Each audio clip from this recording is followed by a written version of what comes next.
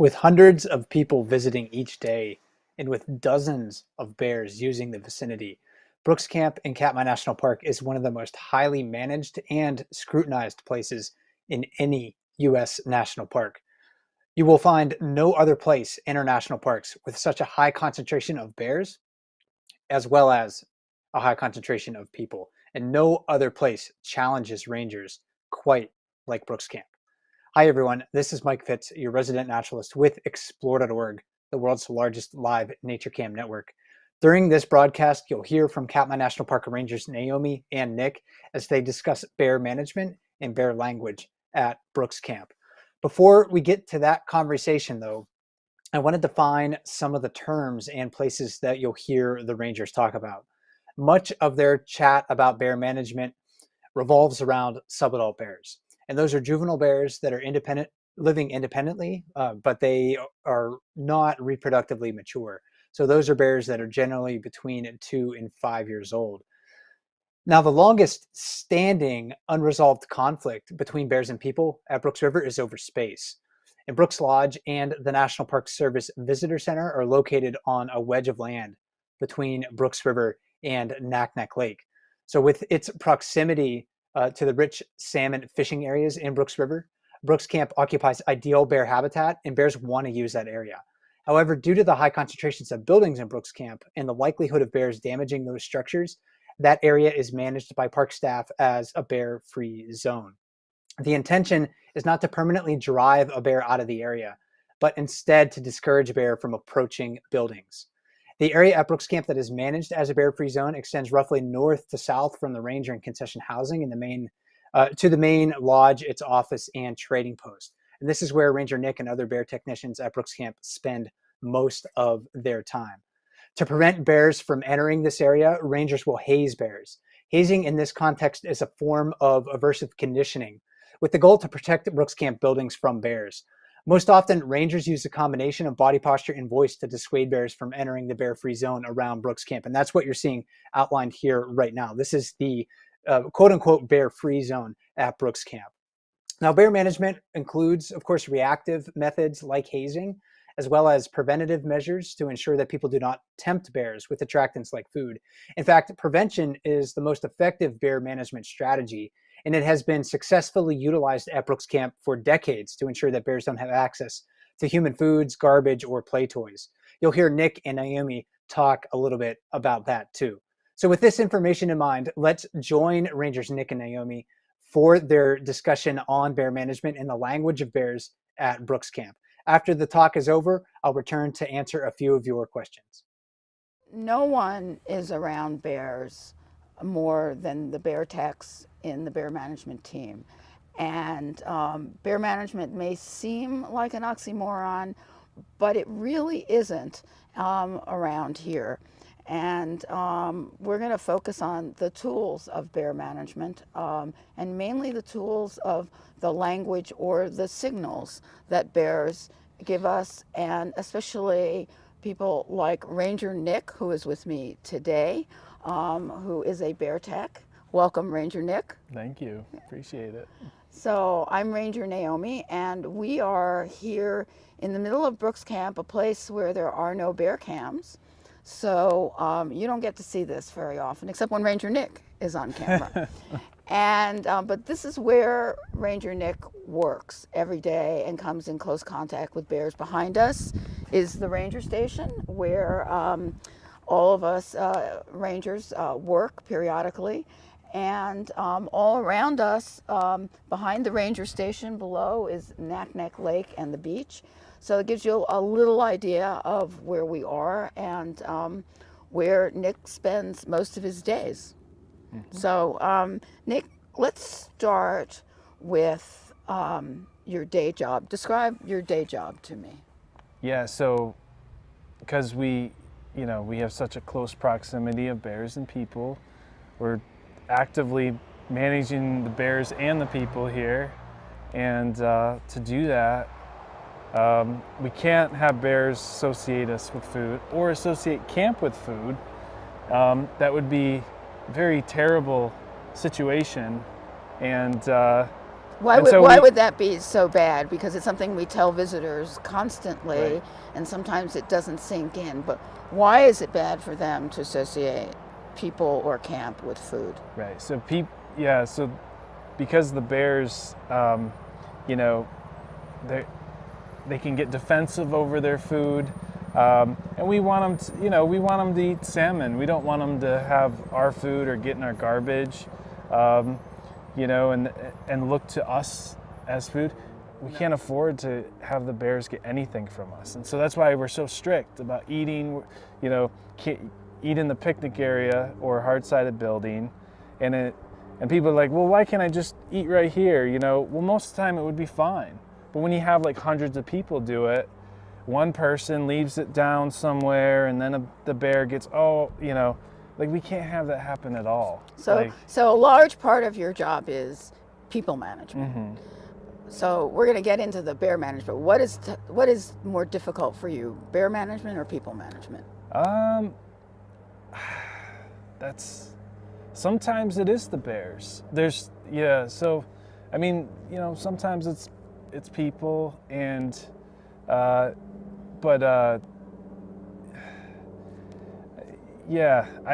say it depends. When there's a lot of people and a bear shows up, it can just create a chaos. Like a bear shows up on the beach and there's 100 people on the beach, and we want to create that distance between the bears and the people.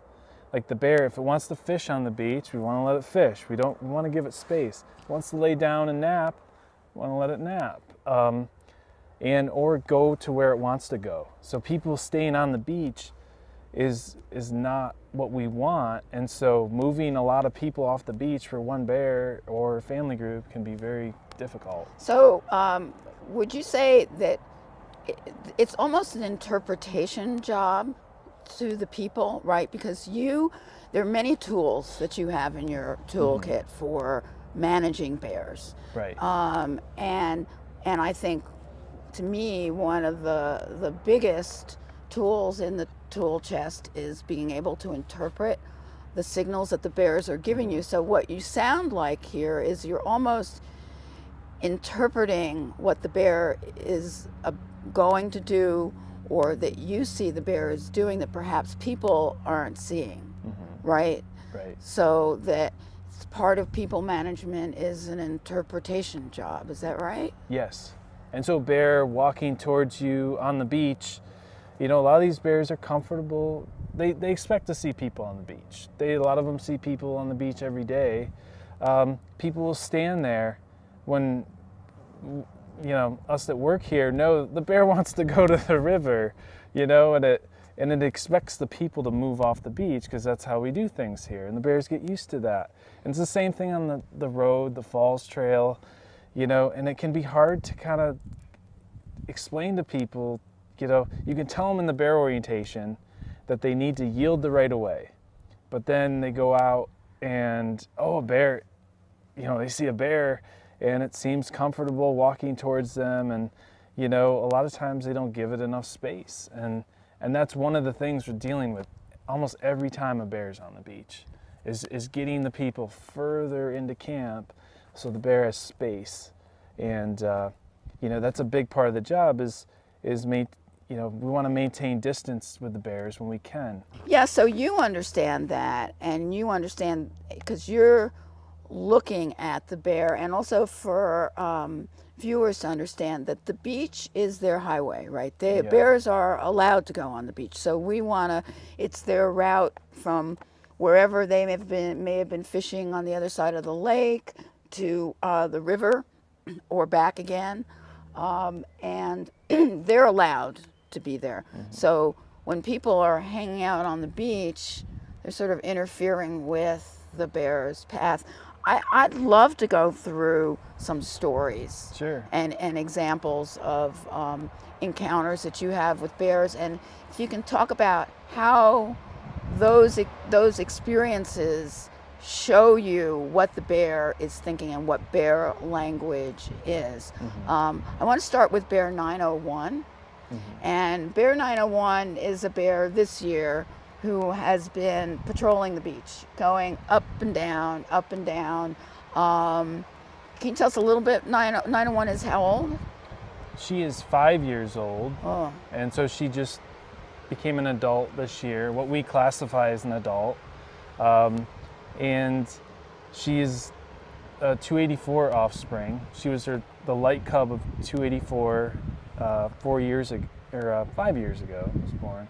And so she learned a lot of the same behaviors that 284 has. So tell us about that, because that's real interesting. 284, as far as I know, was known for what kind of behavior was 284 known for, especially when she had cubs? Right.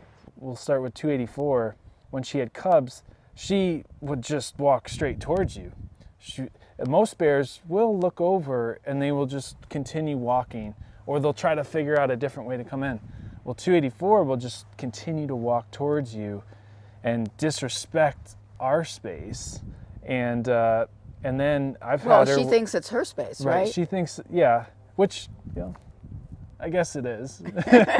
She's learned that, you know, it's smart. She's learned, like, what are you gonna do, you know? Like, and other bears are still we're kind of unsure about us. And so 901 has learned that same behavior where she'll just walk straight towards you. And it's like, what, I don't, you know, if she really wants to come into camp, she's gonna come into camp. I can't, like, physically, no, you can't come into camp. You are a tall guy, but she's much bigger than you are. So, 284 taught 901 that kind of same behavior, and we see that a lot. 901's around a lot, and so. Does she have a specific? You described once to me a behavior that she does towards you. Yeah, she'll do swats on the ground, and a lot of it is, you know, she thinks that, like, if I do this, then you'll back away from me and I'll get my way. She learned that from you? I think she learned it from her mom. Yeah, but I'm kidding, because you know, you do some of the same gestures, right? But her mom would do things like that, right? And yeah, luckily by herself, 901, you know, she's doing those swats. Usually when you're pushing a bear out of camp and they have their back to you and you're pushing them along, they rarely turn around and, you know, will get defensive back towards you. They'll just continue to move. Well, she actually turned around and gave me a little swat. And that made me kind of angry, and I don't want to reward that behavior, but at the same time, I don't want to push her too hard. So give her a little more space. You know, it's kind of a balancing act, because you don't want to reward the behavior, but you don't want to escalate too much when a bear is getting defensive with you. Have you had a situation where it's escalated when you didn't want it to escalate? Yes. I'd say 284 is the best example. Just 4 years ago, making a scuff on the feet, and she full on charging, and caught me off guard. I had heard she does it, but to actually have it happen to you is my first season. It's terrifying. Gave me nightmares for weeks, you know. And did you have to use your bear spray? I used my bear spray, and we don't use bear spray very often, right? You use it. Bear techs might use bear spray more often than we do, because you're around bears so often, and you're having a dialogue with them, right? I mean, do they recognize you? Yeah, I think they do. They will. Yeah, some of them. I think they recognize the uniform. And this is, you know, who knows? We don't know what the bears think. Right. Yeah, they can't talk to us. But I think they do, and you know, they probably recognize us as those two-legged, you know, creatures that walk around and annoy them, you know, when they come into camp and cross those boundaries. So, you know, and because, you know, they want to do what they want to do. So who are these, you know, things, you know, and they get used to us doing it. They kind of habituate to us using it. But at the same time, they learn over time that kind of we're not worth their time, their energy, and some of the young bears haven't learned that, and so that's what. Speaking of that, another example I want to talk about was 435 Holly's cub, who a lot of bear cam viewers know. I had some difficulty with that bear last year because she wouldn't, even as a spring cub, wouldn't take no for an answer. And but you've had extensive experience. She really is not afraid of people, is she? What's your experience with 435's cub in camp? Yeah, well, early on, so she's interesting. Like, probably of all the cubs I've seen and young bears, she kind of developed this following behavior and approaching behavior where she approached to anybody, to visitors. And my suspicion, I don't know for sure how she learned this, was when people are on the beach and they see bears coming down, like she was 435 and her were walking down the beach and walk by the people, and the cub likely, what happens if I just take a step towards those people? What are they going to do? And gauge their reaction. And then the people, then they get off the beach when they should have done it in the first place, and then the cub follows them up into camp and was, a lot of times within a few yards. And so it was getting pretty bad, and so every time I was on the beach, knew that was going to happen, so really wanted to get everyone off the beach. Even when it was in camp, it approached one of the rangers, wasn't even backing away from the cub, and it approached her within a few yards, and she, hey, no, and so it was, over time it seemed like it wasn't doing it as much. But I just heard the other day from Ranger Mo that when he was on the road, that when he got off the road, yielded space to him, and they walked by, but the cub turned and started to approach him, and so, which is not uncommon behavior for young bears. Right. And now, anywhere else, a bear approaching you seems kind of terrifying, and it could be for a visitor hasn't seen it before. And a ranger, but here it's something we kind of deal with the young bears, and because we have to yield space, it's just kind of something that's inevitably going to happen. And it doesn't seem like that leads to any sort of physical contact between bears and people, as far as we've seen here. But it is definitely concerning, and something we don't want.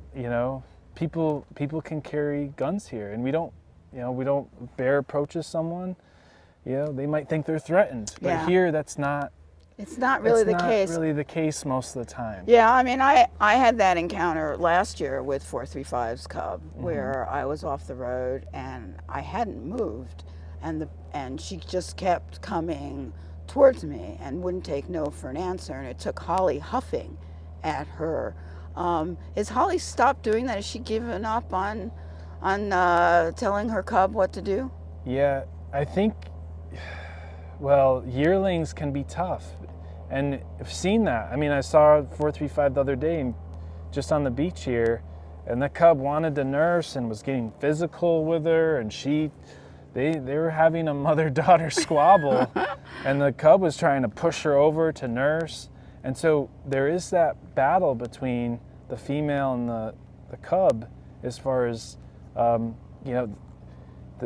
cub is not always listening to her. I see, with spring cubs, a lot of times they will listen to mom, and, they're vulnerable. But as they get older, they get more independent, and they kind of have a little more freedom to do what they want, and they don't always listen to mom. And we see that with the 806's cub too. It was following people off the trail when people yielded to it. And well, it seems to be a very social bear, so which includes people. Yeah. Right. I mean, it will stop on a trail and look at you, and we know when that happens immediately to stand our ground. because we know that bear. And that's another part of this language of bears. We learn specifically, because we're around bears a lot, and especially you, the different behaviors of different bears.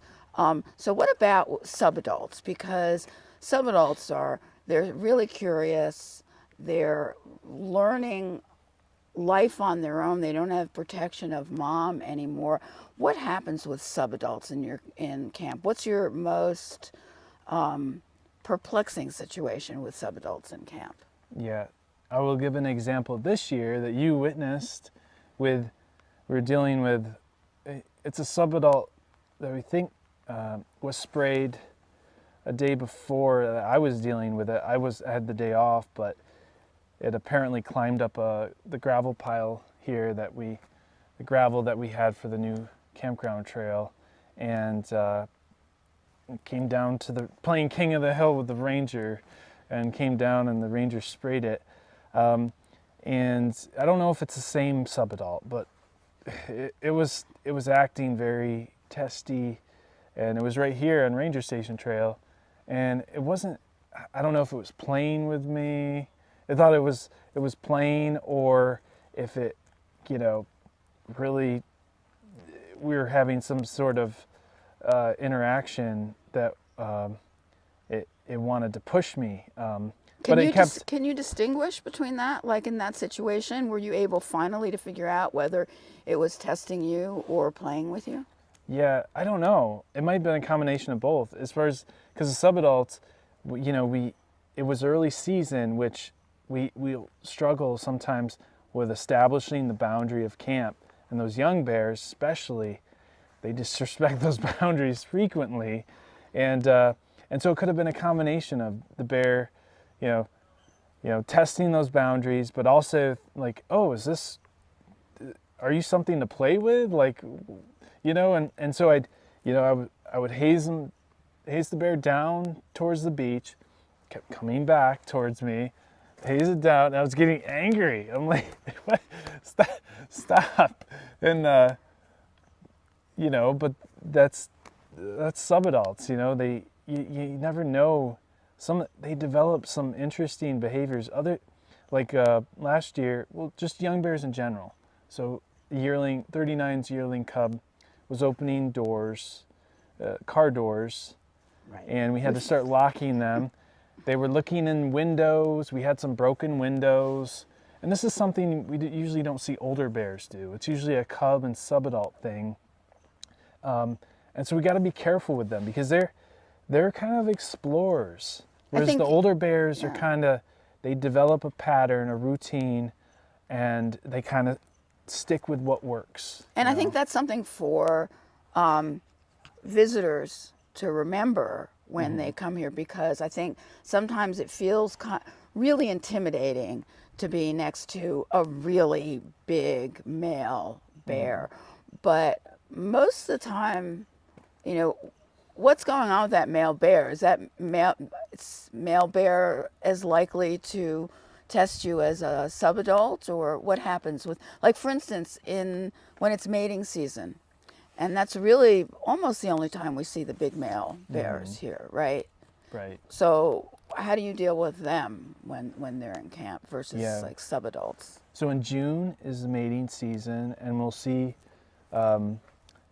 females bring the males through camp. The males will be following the females, and most of the time they're ignoring people. Their focus is, one-track mind. It's on the female, and so they, and when they're by themselves, I've had some interactions with 151, and he's an adult male.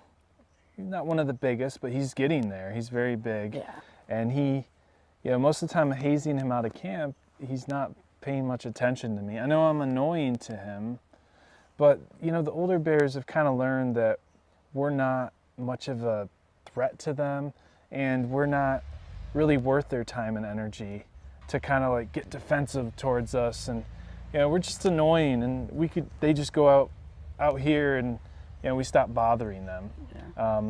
So it's very different than one might assume if you're not used to being around a bear. And so what are the signals that a big boar like that might be giving you, that it's stressed or just doesn't want to be around you, or the contrary, which may be, you know, pushing you back? What kind of signals does that bear give Yeah, I mean, you? I haven't seen many signals from a. I know, like when I've seen 856 a few years ago come through camp, he's more stressed around people. He's kind of like slobbering and jaw popping a little bit, and those are signals. You know, you want to give a bear space. You don't want to be near a bear that's stressed. But a lot of times the big males, they won't acknowledge you. I mean, they're like 747 came through camp. I got a call that 747 by the lodge, and he was between the office and lodge, which was very strange to have an adult male just kind of hanging out. And then he kind of moved around, and he was looking in the window towards a bunch of people. He had his nose right up against the window. And that's some behavior that we don't really see adult males, so it's kind of odd. I did clap and annoy him, but I don't want to get in a dominance interaction with a big male, especially him. Right. And now that he's pushing around all the bears, and he's kind of, you know, surpassed 856 for the time being, and So that's a different reaction that you have. I mean, you're watching him closely, right? As you're watching all the bears, but you can push back on younger bears, right? And perhaps family groups where you wouldn't do that with a dominant big male. Yeah, with especially subadults, because, and I'll give you an example. We had a 2-year-old subadult. It's kind of a dark one. It's been around, not very big, probably as big as a yearling cub. It hasn't grown much, but it's been coming into camp here and there and hazing it. You kind of push it hard and it'll run away, and you're like, okay, I'm gonna go easy on this bear a little bit, but then it just turns and just, starts grazing on grass, and so it's like this, oh, I thought you were scared, but now no, and then we did a lap around. It didn't want to leave camp, and is that kind of protection for a small young bear like that? Yeah, and my suspicion is that the whoever its mom was, likely brought it here, and it learns that oh, here, this is kind of a safe haven from other bears. Mostly, I mean, bears come into camp. It's not uncommon, but they can use camp as long as we don't find them in camp.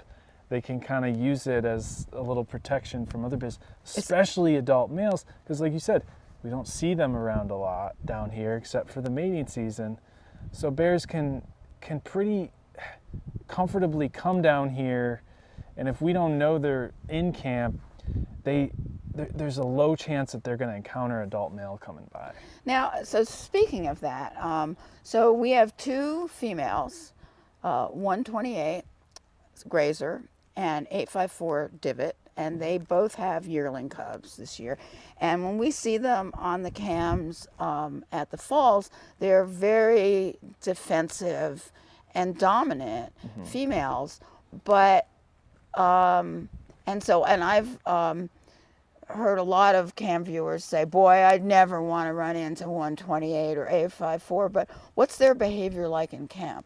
Yeah,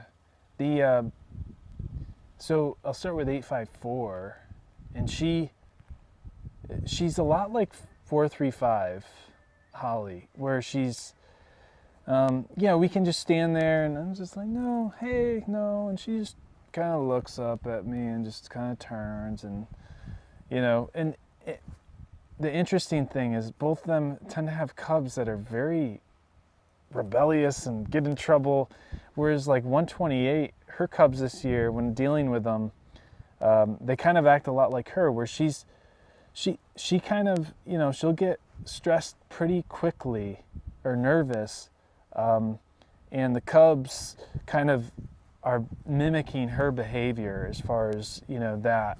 So sometimes you see that where the cubs are you know, they're learning from mom how to act. They'll just kind of copy what she does.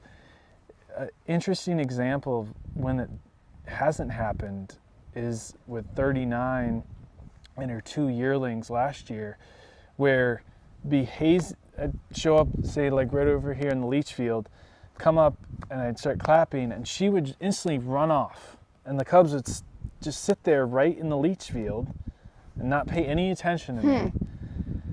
And then she'd come back and she'd do a little nervous charge towards you? Yeah, towards me and other bear management staff. And so the cubs were not, you know, listening to her or following her behavior. They were the complete opposite, and it was very frustrating. And that nervous, you know, that kind of nervous behavior, it made me a little nervous dealing with her, especially getting close, you know, encountering her at close range. You know, I wouldn't want to haze her at close range. No. You know? So can you predict some of the behaviors of subadults from what you've seen when they were with their mom? Like, I think of 9-4, and her when she had her cubs, they were around camp a lot, and then of course now they're subadults, they're emancipated, and what you experience with them as part of a family group, is that indicative of their behavior as subadults?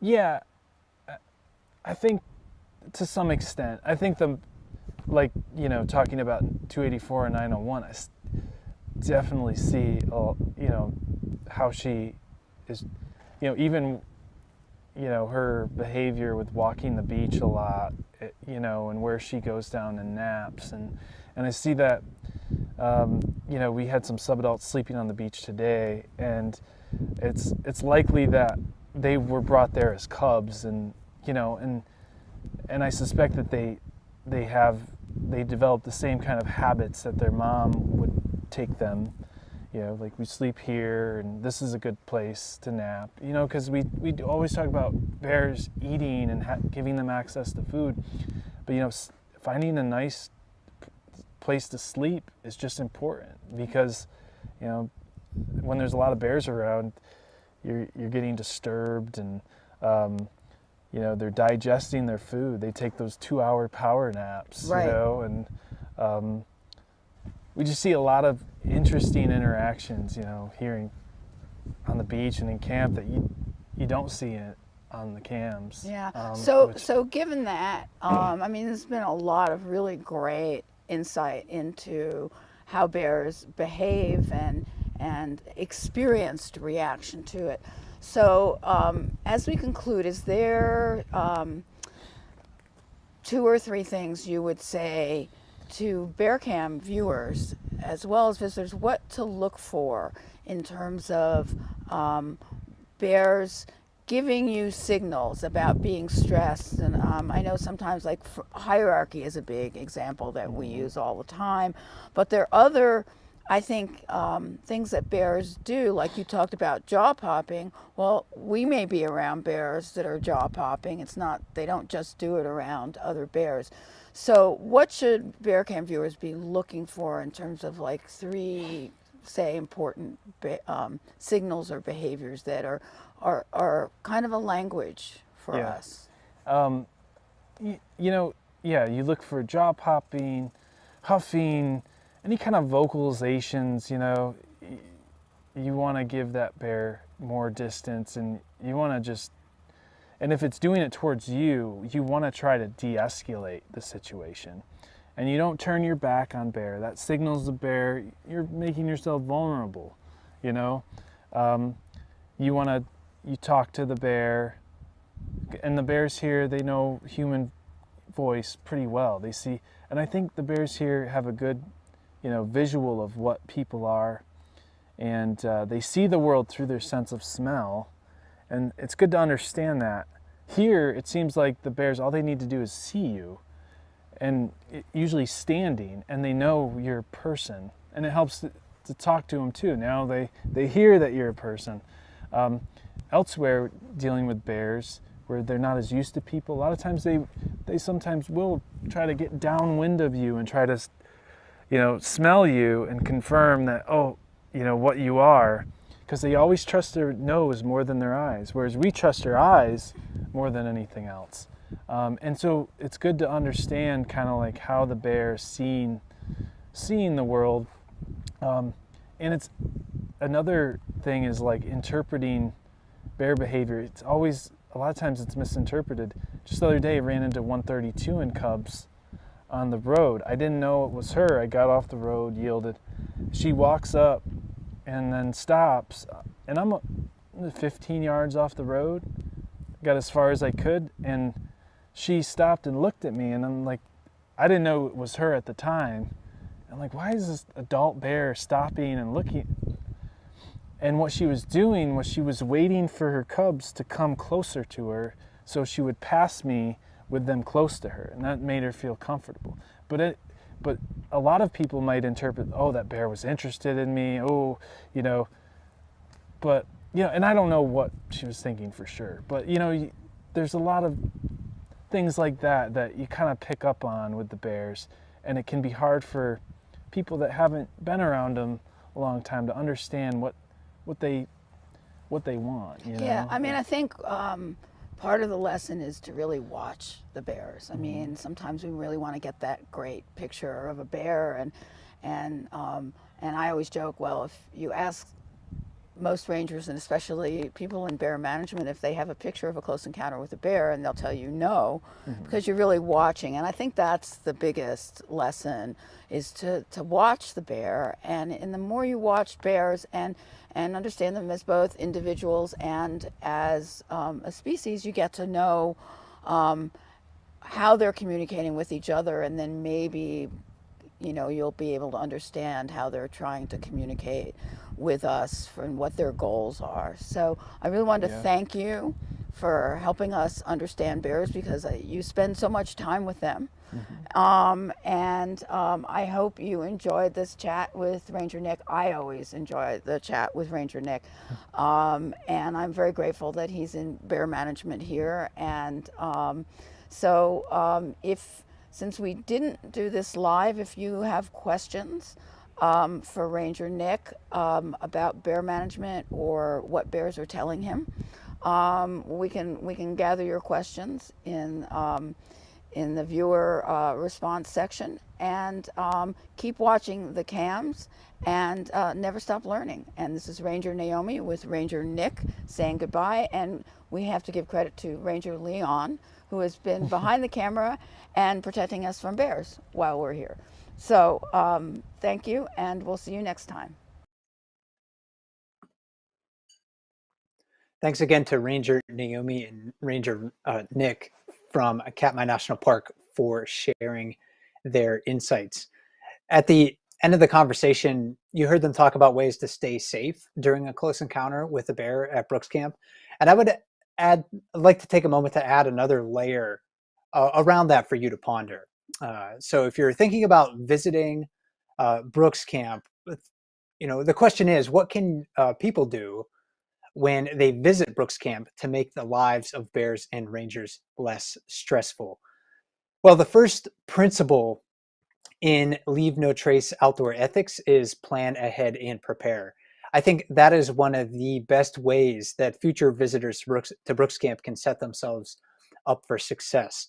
And you can do that by watching videos like this. You can watch our other live chats. You can learn and read more about brown bears and their behavior. Of course, watching the bear cams is a great way to do that. So you're well on your way by just participating in these events.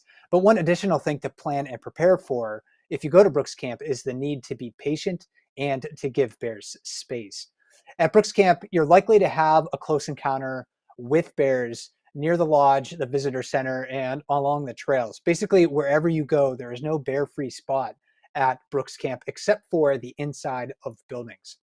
And you're also likely to see overworked rangers trying to keep pace with the chaos that happens at Brooks Camp. So by remaining patient, not crowding wildlife, giving bears the right of way as much as possible, you can really help rangers and, of course, the bears better navigate the challenges that they experience at this place.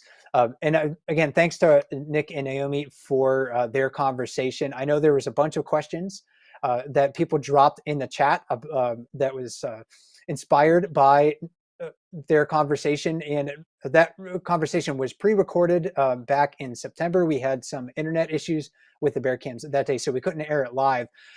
So Naomi and Nick aren't live on camera to answer those questions, but I'll do my best to try to answer a few of those during the time remaining here. And one of the first questions that we had dropped into the queue about this topic today, about bear language and bear management, is: has the raised bridge over Brooks River changed how bear management approaches their jobs? And it certainly does, because if you aren't familiar with Brooks Camp pre-elevated bridge, and you get a glimpse of the bridge on the lower river camera when it is live. So if you're not familiar with that scene before the elevated bridge was constructed in 2019, there was just a bridge there that was secured in place by some pipes that were drilled into the stream gravel, and it was a floating pontoon bridge, or a bridge floating on pontoons. And before, rangers had to more carefully manage that area to make sure that bears had adequate space to the river and the resources that they needed to survive. And of course, the trails through that area went right through prime bear habitat. So when I worked as a ranger, one of my major duties was to stand on either side of that bridge and make sure that people were giving bears adequate space. And the bridge was often closed when bears were within 50 yards of it. So now it's kind of like a different dynamic. The bear management team doesn't have to pay as much attention to the bridge area, but they certainly do. It can, in a sense, free them up a little bit for paying more attention to the area around the lodge and visitor center, or the ranger station where Naomi and Nick were standing.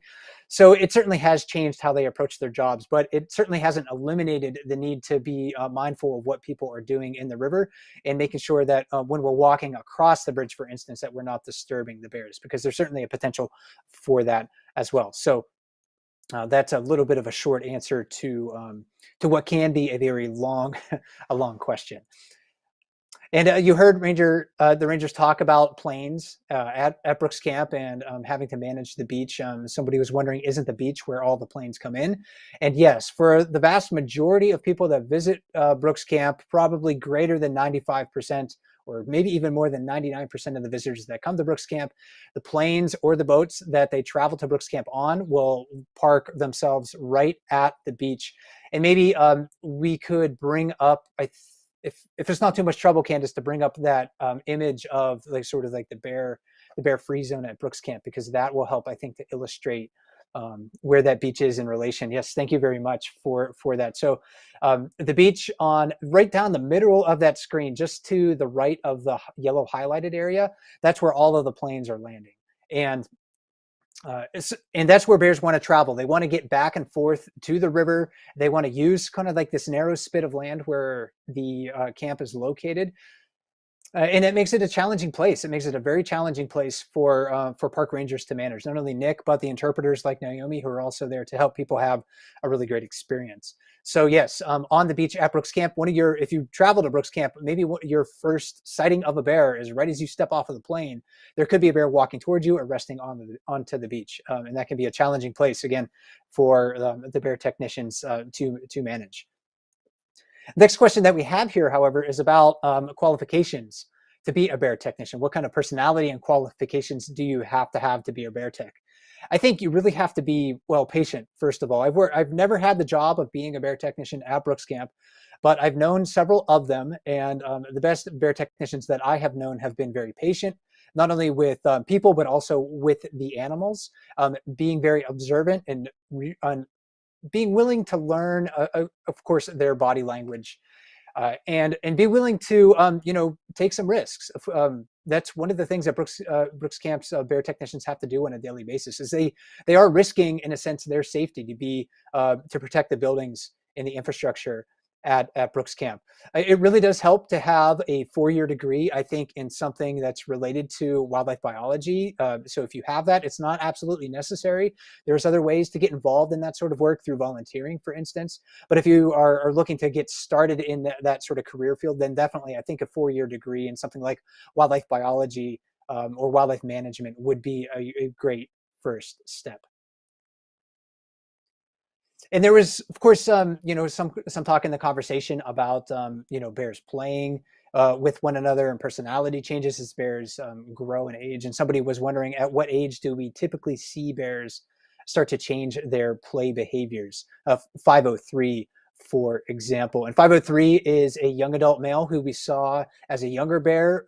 He was extremely playful. He would play with virtually any other bear that would tolerate his close proximity. Now he's sort of maturing into a larger adult, and a lot of us are very curious to see if he remains a tolerant bear or if he's going to kind of shrug off or shed some of those more playful habits that he had as a younger bear.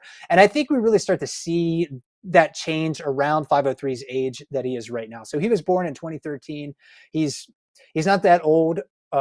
Right now, he was a yearling in 2014. So he's coming up on his 8th birthday this January, early February. And I think, right around 8 years old or so is really when we start to see some of those young adult bears become less playful and maybe focus on the things that we see some of the more mature adults start to focus on, as far as gaining body mass. And of course, if you're an adult male, competing for mating opportunities in the springtime. And do bears respond differently to male and female rangers? This is always kind of a curious and interesting question to think about. And within my experience, what I have observed and experienced myself, I don't think bears respond differently to male and female rangers, but they will respond differently to pitch, to the pitch of our voices. So sometimes female rangers have had a harder time dissuading or hazing bears away from the buildings, for instance, because their voices are just higher pitched, and bears seem to respond to lower pitched sounds. When you hear bears growling at one another or roaring at one another, they don't seem to have any sort of sexual dimorphism between the voices. It's not like in humans where males generally have a deeper voice than females. It's not like that in brown bears. So it seems like if you have a higher pitched voice, that can make it maybe more difficult for you to sort of assert your dominance. And that's what a lot of the bear technicians are doing when they're standing their ground at Brooks Camp. They're asserting their dominance over the bear and kind of bluffing them from coming towards the building. So I've known a lot of the female bear technicians to try to lower their voices in those situations. And whether that's more effective or not, it hasn't been scientifically tested, but that's one thing that I have observed. You also heard Ranger Nick talk about, or Naomi actually asked Nick if some of the bears recognize him individually. And he did mention that he thinks that they might recognize the uniform. But somebody was wondering, don't bears recognize smell more than color? And bears are very much in tune with the sense in their environment. So it's not beyond their intellectual capability to identify individual humans based on their smell. But more than anything, yeah, I think the bears are probably just reacting to the uniform. And there's been a lot of stories about that happening in other national parks, not just at Brooks Camp, but at, let's say, for example, like Yosemite black bears that have learned to associate people with food. Some of those get chased away frequently by park rangers, and some black bears in Yosemite or Sequoia Kings Canyon have learned to recognize the vehicles that park rangers drive. So they're not necessarily reacting to the smell of those vehicles, but they see the mostly white vehicle with the green bar on it that signals park ranger, and they're like, uh-oh, trouble's coming. I better get out of here. So I think they can utilize both to recognize individual humans, but more or less they might be reacting to the uniform. And just to reiterate one thing that Naomi and Nick talked about during the broadcast, somebody was wondering about the terms haze and push and what do those entail. And hazing, again, is just basically a form of aversive conditioning. It's like the opposite of, if I remember correctly, Pavlov's dog. That famous psychological experiment where he ended up teaching his dog to drool at the ring of a bell. So aversive conditioning is the opposite of that in a sense. It's the way I defined it at the beginning of the broadcast is, let's see here, where did I put that? Here it is in my notes. A